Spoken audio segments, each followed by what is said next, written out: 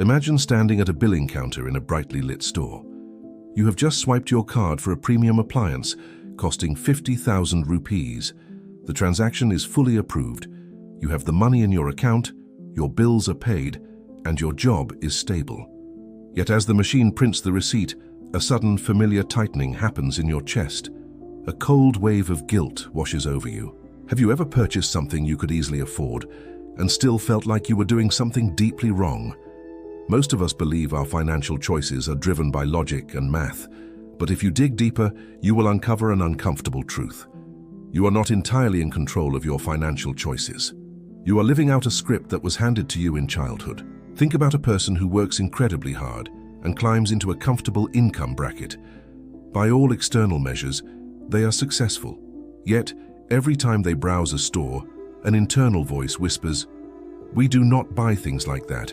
That is for other people." When they consider taking a well-deserved vacation, the voice warns, "Enjoy it now, because a crisis is coming to take it all away." These are the exact phrases and anxieties they witnessed in their household before the age of 10. During our earliest years, our brains are like soft clay, absorbing everything. We watch how adults react when a sudden bill arrives. We absorb the silent shame of a declined card, or the loud declarations of status when money is abundant. We hear rules repeated like absolute truths. Money is the root of all evil, or never let people know how much you have. Even when a person's financial reality completely changes in adulthood, the old programming keeps running on a continuous loop in the background. Some people react by becoming intensely restrictive. They hoard every rupee, terrified of an impending shortage. Others swing in the opposite direction. They overcompensate for the scarcity of their youth by spending aggressively. They are using their modern income to shout down the old childhood ghost that told them they were not successful enough. Eventually, the weight of this performance catches up. Imagine a quiet evening, looking at a spreadsheet of mounting liabilities. To maintain the appearance of success, they have taken on a heavy vehicle loan and an expensive apartment lease. Suddenly, a real emergency hits. A family member requires an urgent medical procedure, demanding 30 lakh rupees immediately. The person opens their banking application.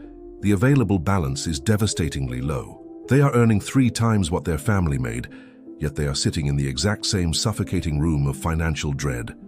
The real pain is the realization that all the hard work has failed to buy the one thing they wanted, a sense of safety.